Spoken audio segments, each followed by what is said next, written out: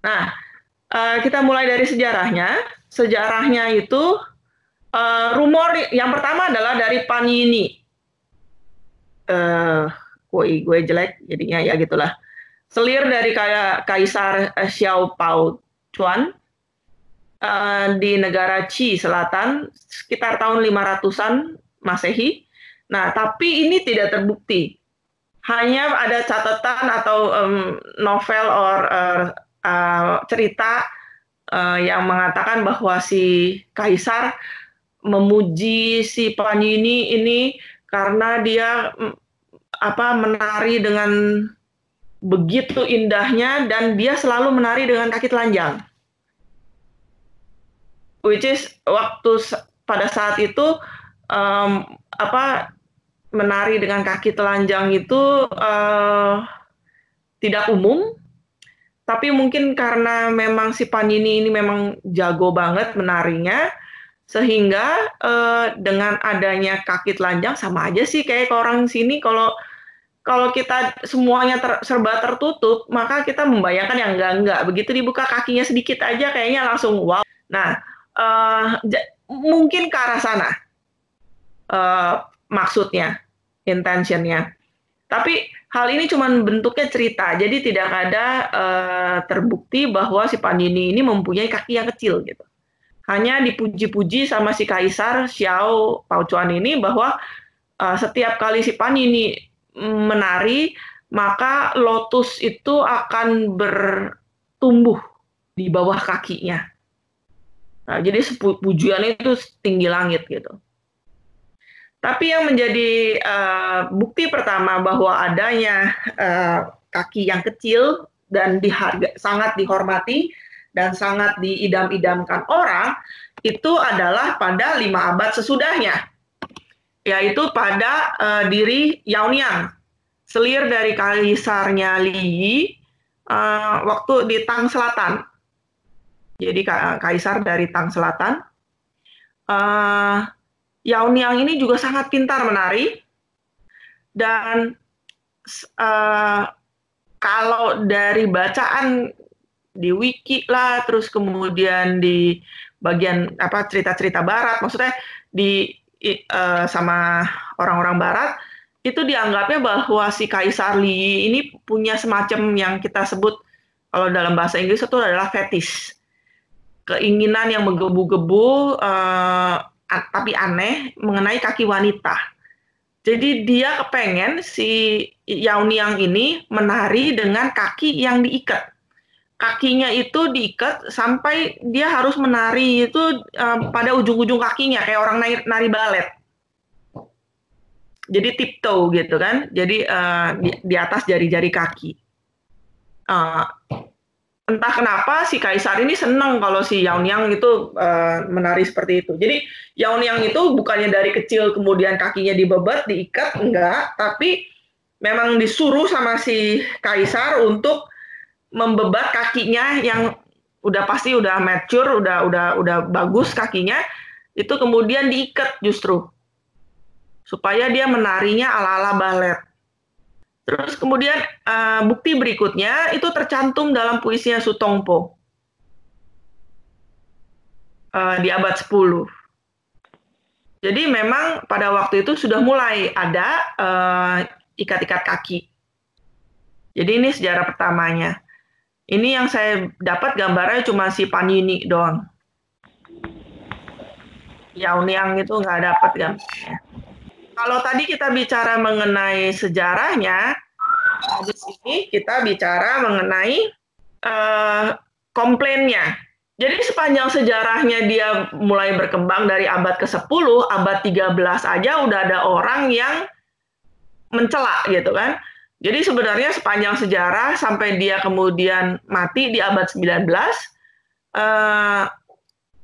tradisi ini itu sudah banyak dikomplain orang, tapi tetap dilakukan terus selama berabad-abad, hampir ya dari 10 sampai 19 ya 4 abad lebih gitu, hampir 5 abad. 500-an tahun. Nah, Yang pertama adalah dari sastrawan Seruoswi di abad 13, dia bilang kaki-kaki itu diikat, terus kemudian buat apa, nggak ada artinya gitu kan. Terus kemudian akibatnya sampai zaman Sung itu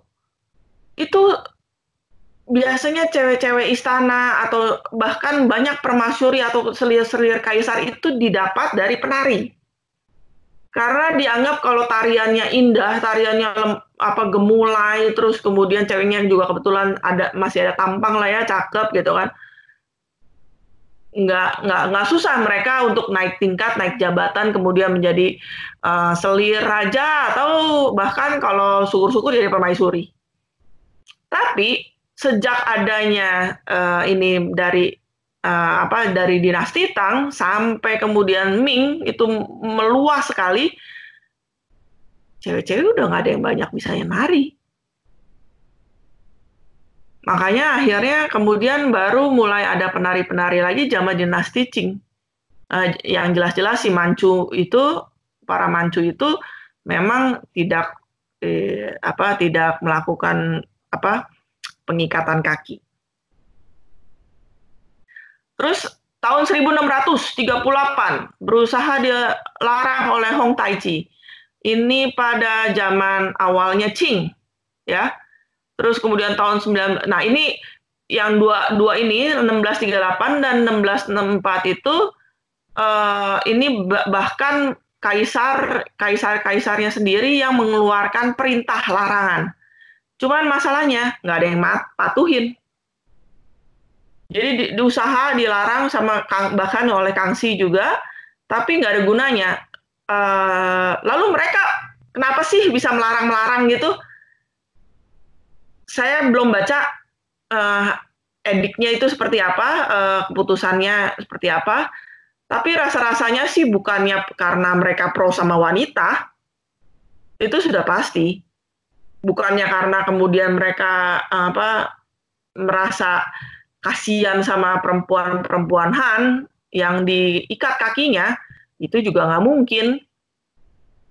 Jadi sebenarnya kalau saya boleh bilang secara pendapat pribadi, bahwa pelarangan di zaman dinasti Qing itu awal-awalnya itu salah satunya mungkin adalah karena mereka tidak bisa, orang-orang Manchu itu tidak bisa menirunya.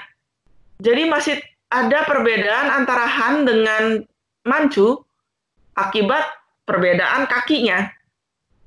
Kalau di urusan wanita ya. Seperti yang kita udah ketahui bersama bahwa pada akhirnya walaupun Manchu itu berhasil menguasai Tiongkok, tapi mereka sendirilah yang akhirnya berubah kebiasaannya, cara berpakaiannya, adat istiadatnya itu mengikuti Han. Mungkin juga salah satunya sebenarnya termasuk juga tradisi bebat kaki ini, maksudnya cara berjalan. Dianggapnya kalau nggak bisa diikuti itu si Manchu ini kaki perempuan yang kasar-kasar, besar-besar itu kan nggak selevel sama bangsawan. Mereka tetap dianggap rendah. Tapi karena mereka juga nggak mungkin tiba-tiba serentak membebat kaki anak-anak perempuan mereka, cara yang paling cepat adalah dilarang. Tapi nggak berhasil juga. Mungkin itu. Terus kemudian di pertengahan abad 19 adanya pemberontakan Taiping yang kebanyakan itu di setengahnya adalah orang Hakka. Dan harus diketahui bahwa walaupun orang Hakka itu tetap orang Han, tapi mereka itu adalah satu dari sedikit suku yang tidak mengikuti tradisi ini. Yang saya tahu di novelnya Lisa Xi aja, suku yang di luar Han itu seperti bukan Hui, Miao or something gitu. Pokoknya yang di luar Han ada yang masih ikut ikut membebat. Apalagi di zamannya Qing. Tapi HK itu imun, benar-benar nggak mau bertahan, nggak ini karena memang minggu lalu yang tentang waktu saya Tai Chi ngomong tentang Tai Chi, saya ngomong sedikit tentang HK bahwa di HK itu modelnya adalah perempuan-perempuan harus bekerja di ladang, bekerja kasar. Cowoknya yang ngokang-ngokang kaki, jadi sastrawan. Nah, jadi yang ada kalau mereka sampai membebat kaki, pasti mereka akan kesulitan untuk bekerja dengan aktif, pekerjaan fisik. Sehingga nggak ada cerita bagi mereka untuk mengikuti tradisi ini, dianggapnya bodoh aja ini tradisi gitu kan, membuat para wanita kita nggak bisa kerja. Nah, jadi dengan adanya pemberontakan Taiping itu juga termasuk yang mempromosikan bahwa kaki kecil itu justru yang nggak gampang lari. Terus di abad berikutnya, akhir abad 19, itu mulai juga misionaris Kristen mengkampanyekan kepada pengikut-pengikutnya yang minoritas banget gitu kan, untuk tidak melakukan pembebatan kaki kepada anak-anak perempuan. Bahkan mereka memiliki komunitas atau lembaganya yang disebut dengan Jiechan Zuhui.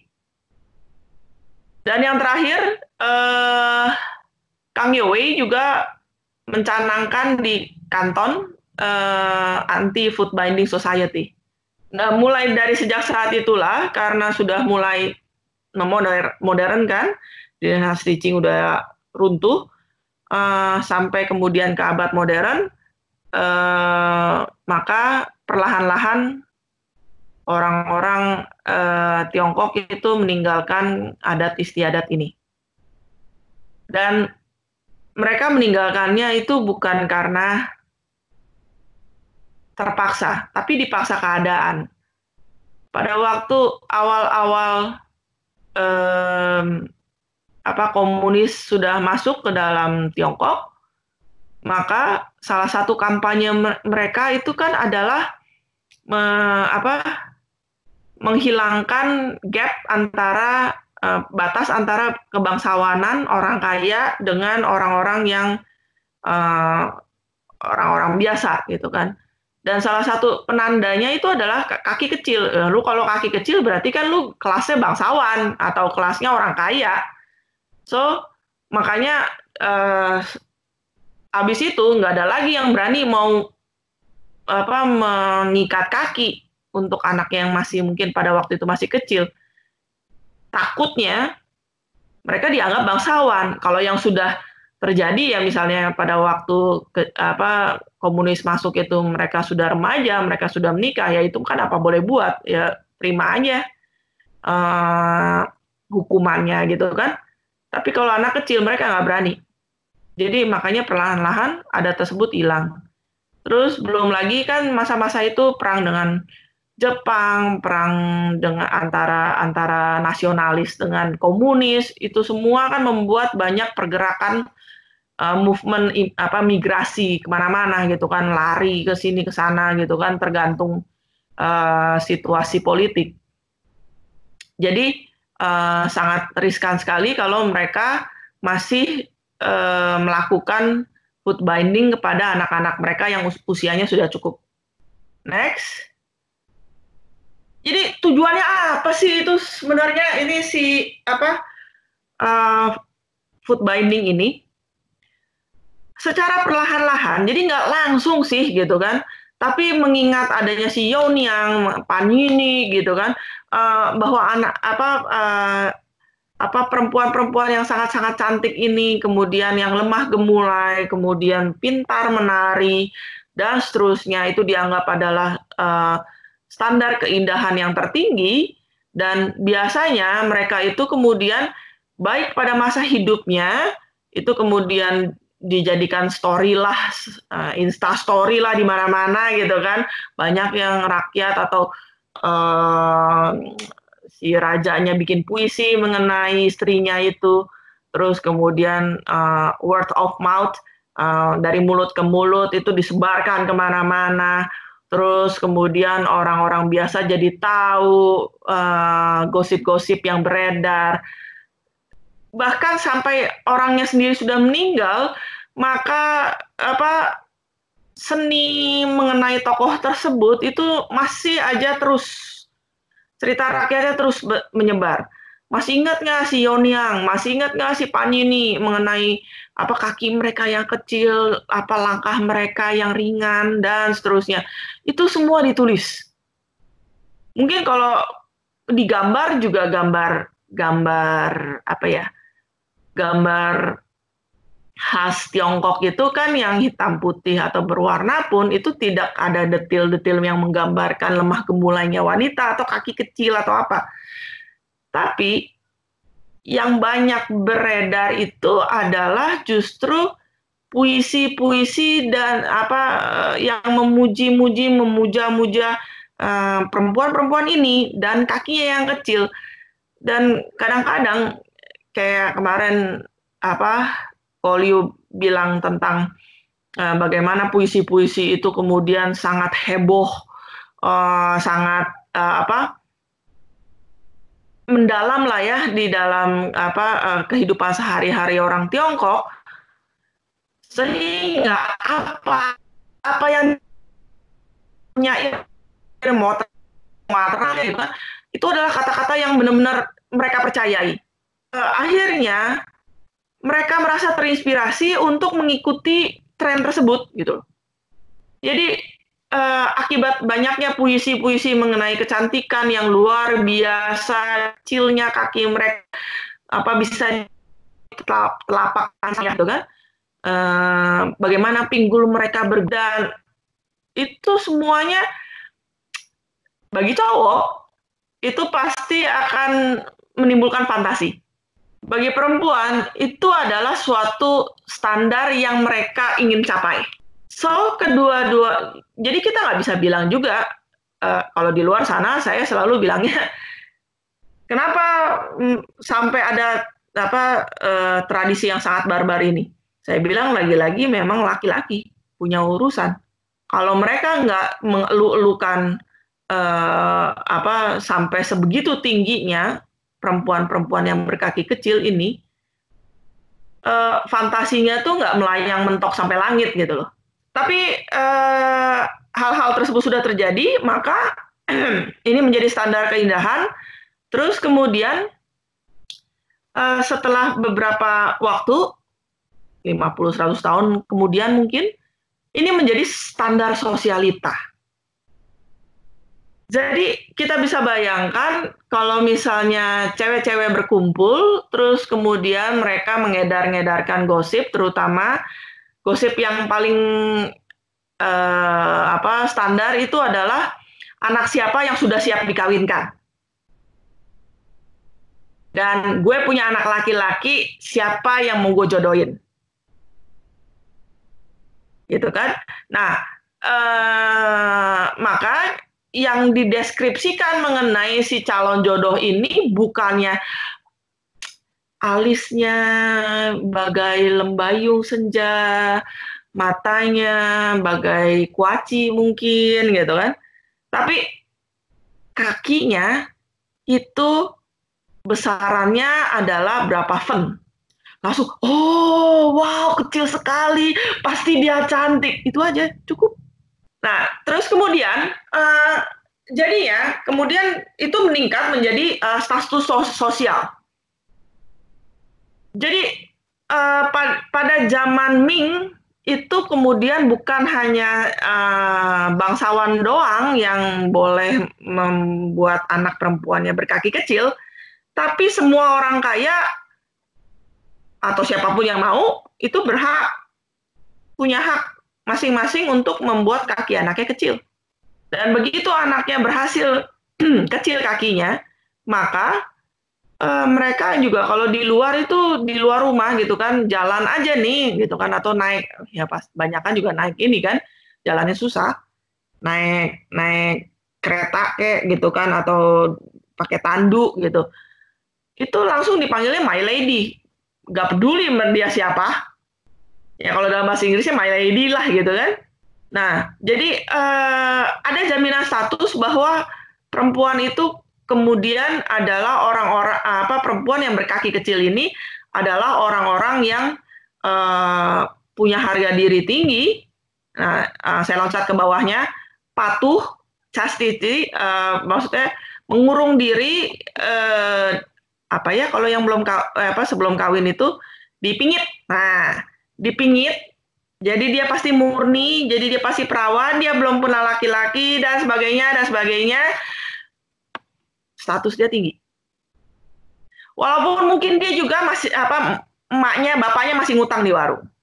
Dengan adanya kaki ini kaki yang dibebet, yang diikat, itu jadi jaminan status bahwa kemanapun mereka ini pergi, kemanapun mereka dilihat, orang begitu ngelirik kakinya dia adalah kakinya lotus, wah ini bukan orang sembarangan, nggak berani juga mereka macam-macam. Ya, nah di akhir zaman Ming sampai ke zaman Qing itu bahkan bukannya cuma bangsawan doang yang berkaki lotus, tapi juga orang-orang biasa, keluarga-keluarga biasa yang sangat mengharapkan keluar dari jalur kemiskinan. Jadi kalau misalnya miskin sekali nih, tapi kebetulan memang di terawang-terawang anaknya ini kayaknya bibitnya cakep nih gitu kan, nanti akan jadi besarnya jadi cakep, maka dipatahkanlah kakinya, dijadikanlah kaki lotus dengan harapan besok-besok paling sesial-sialnya mereka bisa jadi selir dari orang kaya, bini kedua. Minimal bini kedua. Kalau dia cakepnya bagus gitu kan, atau homia banget lah gitu kan, nasibnya bagus, karmanya bagus, dia bisa jadi istri pertama. Terus kemudian kalau misalnya dan biasanya kalau misalnya keluarga tersebut bukan orang kaya-kaya amat, tapi mereka berharap untuk naik status, maka yang dia korbankan itu adalah anak perempuannya satu aja. Kalau misalnya dia punya anak perempuan 3-4 orang, yang dikorbanin satu. Biasanya adiknya yang kemudian nggak usah digedein, nggak usah dikecilin kakinya, itu yang jadi pelayannya si kakaknya. Jadi nanti seumur hidup dia ditarik gitu kan, karena si kakak ini kawin sama kawin sama orang kaya mungkin gitu, atau syukur-syukur bangsawan, naik status sosial, si adik ditarik masuk ke dalam sebagai dayang-dayangnya dalam tanda kutip, kemudian siapa tahu syukur-syukur mereka si adik ini bisa dikawinkan dengan mungkin prajurit atau pegawai, naik juga statusnya gitu kan, walaupun mungkin nggak semewah kakaknya. Jadi kadang-kadang jadi peningkatan status. Estetika. Dari segi estetikanya di mana sih? Apa urusannya sepasang kaki itu kemudian bisa dianggap cantik? Lagi-lagi balik lagi ya, salahinlah itu puisi-puisi yang berlebihan dari penyair-penyair, sastrawan-sastrawan yang fantasinya terlalu tinggi. Tapi memang kalau ada yang anaknya balet misalnya, pernah lihat balet, maka dia kalau jalan tipitoe saja gitu, jalannya kecil-kecil gitu kan, tapak-tapak kakinya gitu kan, maka pinggul itu akan bergoyang, hips itu naik, pinggul itu naik, kemudian kalau dia melangkah kecil aja, karena melangkahnya di area yang kecil gitu kan, yang mestinya telapak ini mungkin lebarnya adalah 20 cm persegi, 30 cm persegi misalnya, itu kemudian jadi tinggal 5 cm persegi, maka berat badan itu yang ditumpu adalah di ujung kaki.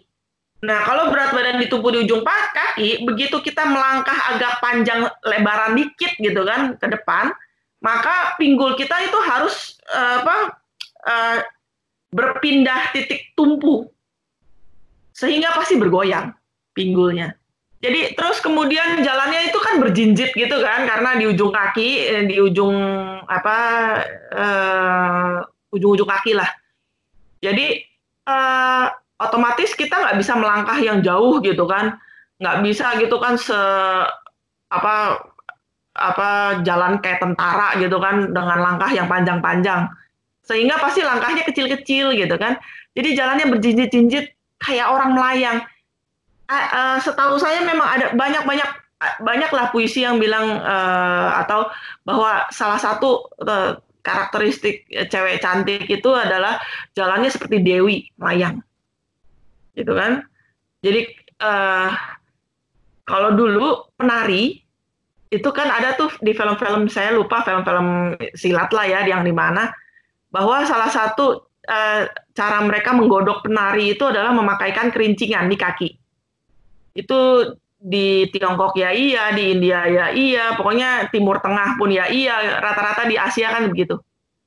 Dia bikin kerincingannya, tapi kamu harus bisa menari tanpa kerincingannya bunyi, mati kan lu? Jadi kakinya itu benar-benar harus melayang gitu kan, harus benar-benar diperhatikan cara jalannya.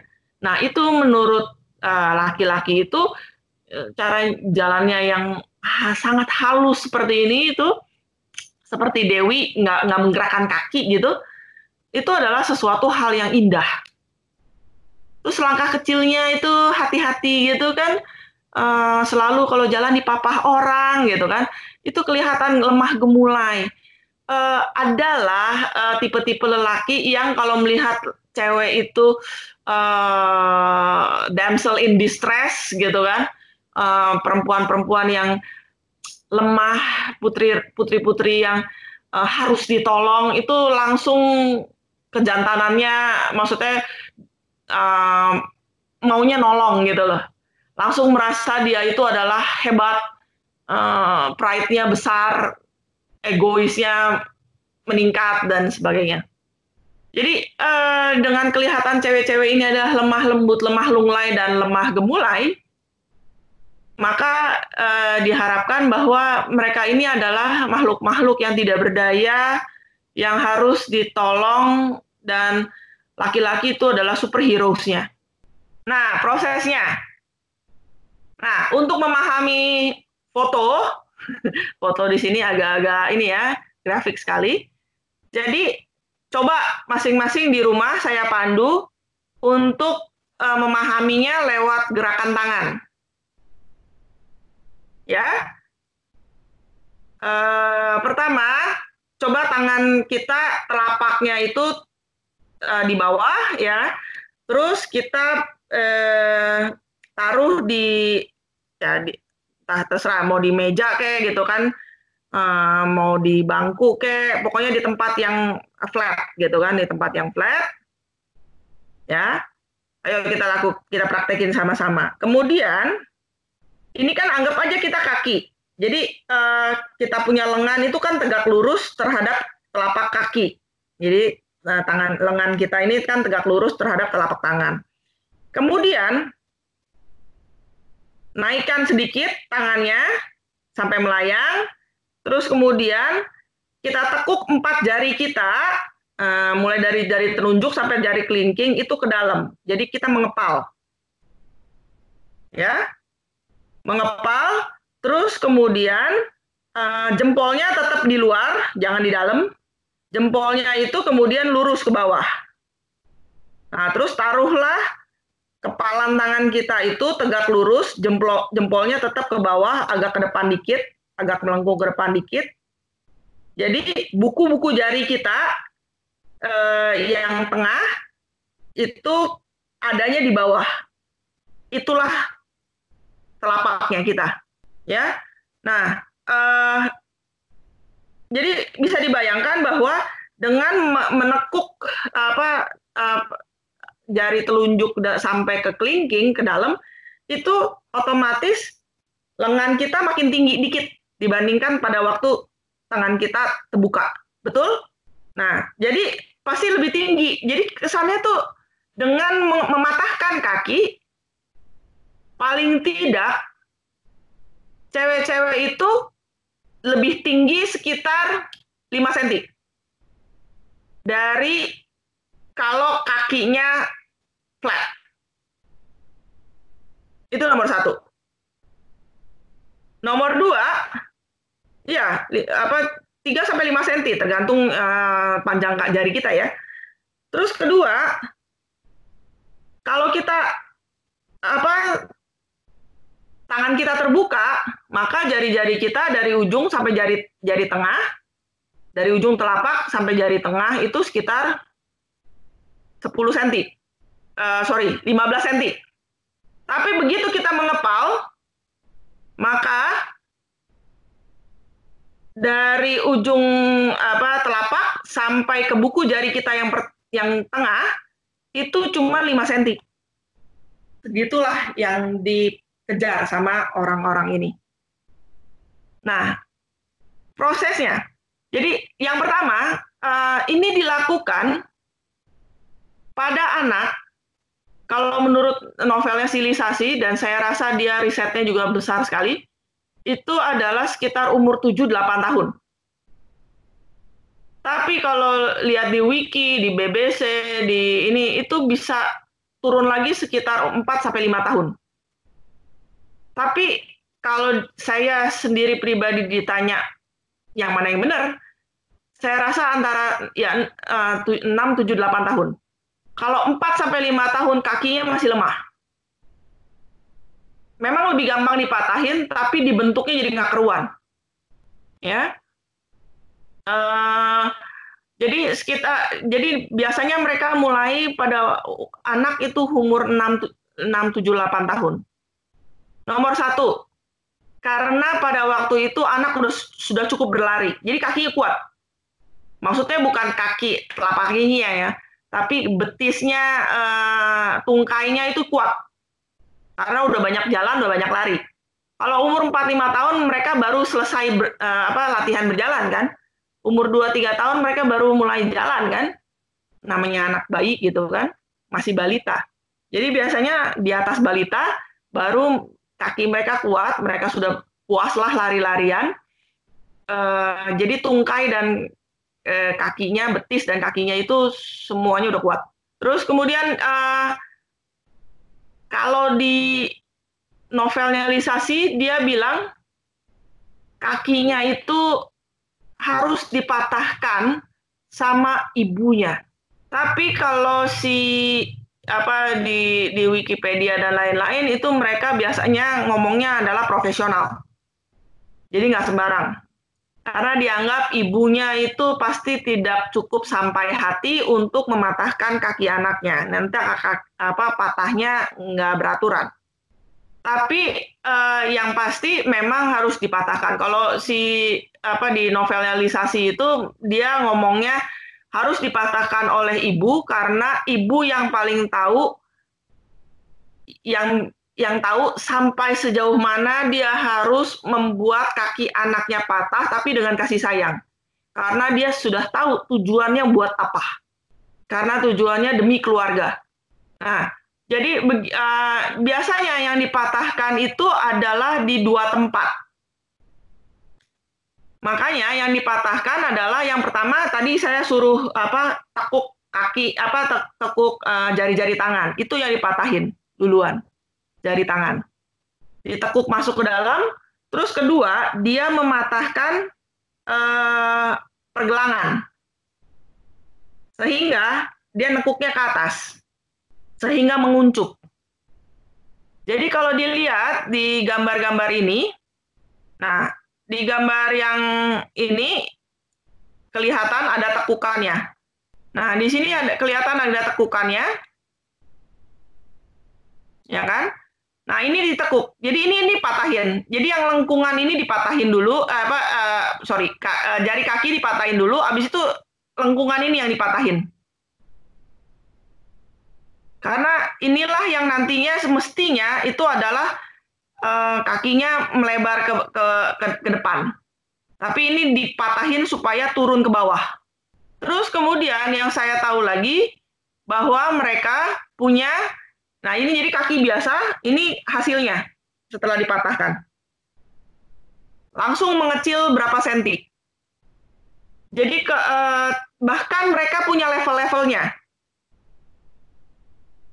Level-levelnya itu nomor 1, yang paling kecil itu yang baru disebut dengan lotus feet, dan itu adalah 3 inci alias 7,5 cm. Kalau kita membentangkan tangan kita mulai dari jempol sampai jaring kelingking itu adalah 20 cm. Jadi kalau 7,5 cm adalah dari jempol sampai jari tengah atau dari jempol sampai jari telunjuk. Jadi kalau lihat di sini, nggak tahu ya, karena ini nggak ada sentiannya, ini mungkin masih cukup kecil. Terus kemudian yang jelek itu disebutnya kaki timun. Jadi yang dipatahinnya nggak pas, nggak bagus gitu kan. Kayak yang ini nih, dipatahinnya nggak bagus nih. Yang di sebelah kiri, yang ini nih. Ini dipatahinnya nggak bagus. Karena jarinya masih keluar-keluar. Misalnya katakanlah cuma dapat 12 cm, itu disebutnya kaki timun. Terus 8 cm kaki apa? Terus 9 cm kaki apa? Pokoknya masing-masing itu ada namanya, sampai 3-4 level. Cuma saya pernah baca soalnya, tapi saya lupa urut-urutannya. Nah, kalau yang saya kasih lihat di sini, dan yang ini nggak lotus ini. Tapi ini masih lebih bagus. Yang atas ini masih lebih bagus. Yang bawah itu kayaknya orang biasa, non bangsawan yang mau naik kelas doang. Karena ini hasilnya nggak bagus. Terus kemudian nggak ada tekukannya. Yang bagus itu ada tekukannya di sini. Nah ini bagus nih. Kalian ibu bapak semuanya bisa lihat bahwa yang paling bagus nih yang ini hasilnya. Kenapa bagus? Lihat, ini tekukannya di sini yang diunjuk sama jarinya, terus kemudian langsung di bawahnya jari kelingkingnya.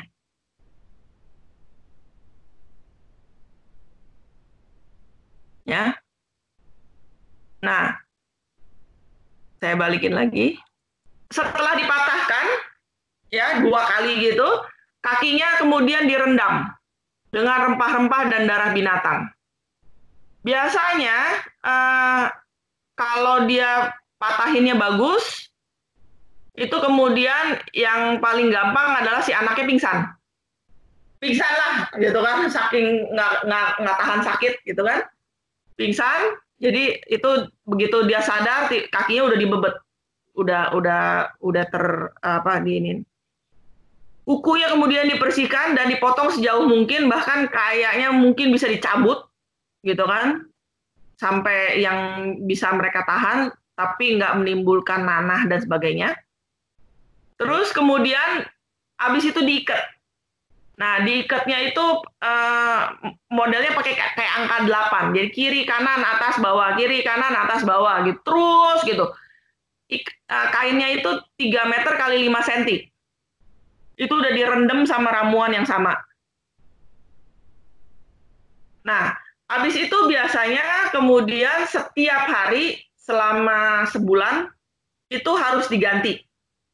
Karena kan pasti takut diperiksa, diganti ramuannya, dikasih herbalan lagi, dibebet lagi, ulang terus saja tiap hari gitu. Dan mereka biasanya sebulan pertama nggak turun dari ranjang. Nanti setelah sebulan dilihat, diperiksa lagi secara keseluruhan. Kalau memang hasil luka-lukanya sudah pulih gitu kan, tidak ada yang bernanah, busuk atau cacat. Cacat mah udah. Tidak ada yang bernanah, tidak ada yang bagian yang busuk gitu kan dari lukanya, itu kemudian dan kering gitu luka-lukanya semua, itu baru kemudian mereka baru belajar berjalan. Kalau yang gagal itu kemudian dia bernanah, kaki busuk, mati orangnya. Jadi resikonya sangat besar sekali untuk urusan ini. Kalau dia patahinnya bagus, kakinya ya cacatnya sesuai yang diinginkan. Kalau dia nggak bagus, cuma 2 kemungkinannya. Dia cacat beneran, nggak bisa jalan sama sekali, ya karena bentuknya nggak keru-keruan. Kedua, mati. Nah, setelah sebulan itu kemudian dia belajar berjalan. Mulai saat itu seumur hidupnya setiap seminggu 2 minggu sekali itu harus dibuka bebatnya, dikencengin lagi, terus kemudian dikasih wewangian, dibilas, dibasuh, biasanya diborehin kayak semacam apa ya, eh, baking soda gitu deh, kayak baking soda, bukan, tawas, sorry, bukan baking soda, tawas, supaya tidak berbau, steril, dan lain-lain sih. Jadi habis itu tetap dikencengin, jadi setahun pertama itu selalu harus lebih kenceng lagi supaya kecil, benar-benar kecil, dan dia nggak berkembang kemana-mana. Sampai si gadis itu sekitar umur 9-10, itu biasanya yang bertugas itu adalah emaknya. Jadi ngencengin, tiap kali ngencengin, ya pokoknya heboh lah ngecenginnya gitu kan. Nanti kalau dia udah di atas 11-12 tahun, biasanya udah siap kawin, itu baru dia belajar membuka sendiri, kemudian mengencangkan sendiri, membasuh sendiri, membersihkan sendiri. Jadi ini adalah nih ya proses food bindingnya, direndam, dibebet, diikat, dipatahin, terus kemudian jadilah begini. Nah, jadi benda-benda yang terinspirasi dari kaki lotus itu, maksudnya dari tradisi ini, maka benda-benda yang berkesenian lah atau benda-benda yang indah-indah itu yang maksudnya objek-objek yang kemudian terinspirasi dari tradisi ini adalah yang pertama adalah gelas minum. Jadi gelas minum ini dimulai di dinasti Yuan. Jadi gelas minumnya itu bentuknya adalah si sepatu ini, terus tapi bagian belakangnya itu ada gelasnya. Jadi memang buat minum. Bahkan banyak ada gelas-gelas yang terinspirasi dari bentuk sepatu ini. Ya itu namanya gelas apa kalau bahasa Inggrisnya foot glass, foot shoe glass. Terus kemudian yang pasti kedua adalah bordiran. Bordiran, jadi mereka itu menganggap sepatu itu adalah bagian yang paling penting jadinya untuk tampilan kewanitaannya mereka. Jadi bordirannya itu mereka merupakan kebanggaan mereka, dan salah satu standar keterampilan seorang wanita, kewanitaan adalah mereka harus bisa membordir kan, dan menyulam. Nah, jadi bordiran dan sulamannya itu harus benar-benar memperlihatkan keahlian sulam mereka tuh sampai tingkat berapa. Makanya salah satu perhiasan yang paling kudu mereka punya, yang harus mereka punya itu adalah paling tidak sepasang sepatu yang dibordir dengan tangan sendiri dan benar-benar memperlihatkan sampai sejauh mana keahlian menyulam mereka. Jadilah model-model seperti ini. Terus, seperti yang tadi saya bilang bahwa orang-orang Manchu itu kagum, iri, tapi nggak mau ngikutin gayanya orang Han dalam mengikat kaki, sehingga mereka mencari cara bagaimana caranya untuk mengimitasi gaya jalan atau gerak-gerik yang sama seperti orang Han, tapi nggak usah pakai, tapi nggak usah pakai kakinya diikat gitu loh. Makanya kemudian mereka menginvent, nah ya mungkin kali gitu ya, mereka kemudian menginvent sepatu yang modelnya yang paling kiri, yang disebut dengan sepatu Manchu. Sepatu Manchu itu Hua apa ini ya, Hua atau yang Ma apalah gitu kan. Jadi benar-benar diganjel tengahnya. Biasanya kalau kita punya hak, itu kan yang stiletto, yang hak tinggi, itu kan haknya selalu di belakang. Tetap depannya kan flat, atau ditambahin ganjelan lagi gitu kan. Nah, tapi memang dari standar manapun di dunia barat nggak pernah mereka ganjel bagian tengah. Lalu kenapa si mancu itu kemudian ganjelnya bagian tengah? Karena ternyata kalau dia ganjel bagian tengah, otomatis kalau lu jalannya cepet-cepet gitu kan, atau jalannya mau lari gitu kan ya, itu jatuh ke depan kali, ngusruk. Karena nggak ada tahanan di depan. Jadi tetap aja pada akhirnya mereka berhasil juga menemukan cara yang memirip-miripkan gaya berjalan dengan mengganjal bagian tengah sepatunya. Nah, ini adalah uh, perbandingan antara orang biasa, antara kaki yang biasa sama kaki yang lotus. Nah, ini yang benar-benar cuman kalau kakinya itu cuma 7,5 cm, 8 cm. Bahkan sepasang sepatu itu bisa ditaruh di tangan. Nah, ini adalah hasil ronsennya, kaki kecil itu, bahwa benar-benar yang dipatahin adalah yang sebelah sini, satu, sama kaki yang sebelah sini. Jari semua masuk dalam kayak orang lagi mengepal. Isu yang terakhir yang saya mau ngomong adalah mengenai, ya kalau gitu benar dong, gue nggak mungkin lah, barbar banget sih orang zaman dulu, nenek moyang kita tuh barbar banget sih, gitu kan. Tapi gimana?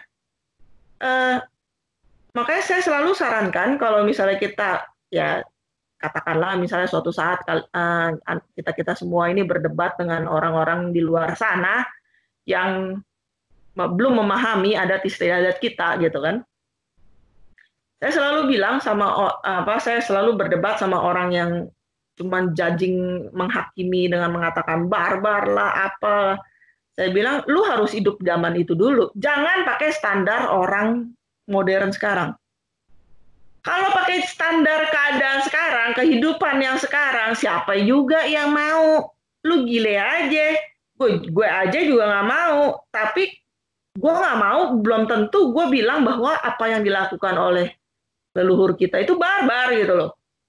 Karena mereka melakukannya dengan konteks tren di masa itu. Kalau gue mundur ke belakang, gue sih nggak bakal mau begitu barbar banget. Gue bilang ya lu nggak kawin. Lebih banyak pengorbanan yang harus akan dilakukan oleh seorang perempuan jika dia tidak merelakan kakinya untuk dipatahkan. Apa sih akibatnya? Nomor 1, lu nggak bakal kawin. Siapa yang mau ngawinin lu? Kaki lu aja segede gajah dianggapnya. Bagi seorang wanita, bagi seorang anak perempuan, kalau sampai nggak kawin, sampai jadi perawan tua, malunya bukan main, itu bapak emaknya. Seluruh leluhurnya, satu klan, satu keluarga besar itu bakal merasa malu. Dan sampai dia tua pun, kalau misalnya bapak emaknya masih punya duit, masih punya kekayaan ngidupin anaknya yang perawan, nggak mau kawin tapi nggak mau jadi biksuni misalnya, itu kan salah satu jalan keluar tuh jadi biksuni. Maka jangan harap lu tetap ada tempat di papan arwah di dalam altar keluarga. Nggak boleh. Jadi nggak ada gunanya. Lu kalau nggak kawin, lu juga nggak diaku anak.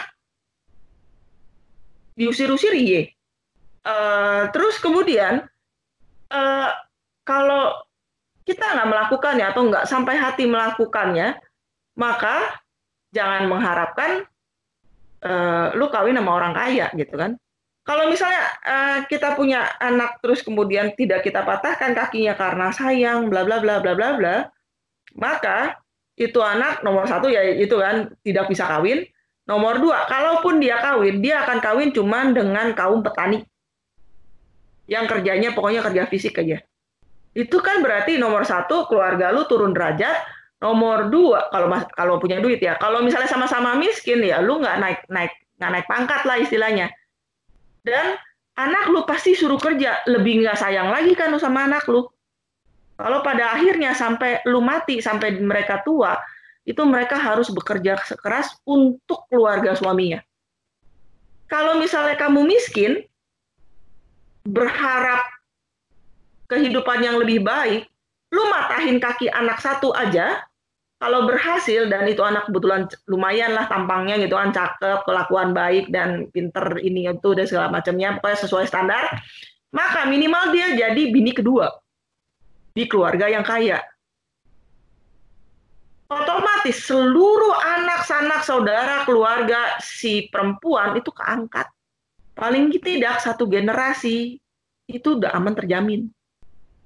Nah, jadi memang Lotus Suite ini adalah salah satu kebanggaan kita, tradisi yang ya kalau orang sekarang bilang mungkin barbar, tapi pada dasarnya itu adalah suatu tradisi rumit yang harus kita hormati. Memang kita akui itu tidak sesuai lagi dengan zamannya kalau dilakukan sekarang, tapi pada waktunya itu adalah suatu standar yang diikuti oleh semua orang. Belum lagi kalau kita bicara mengenai kebudayaan-kebudayaan yang lain.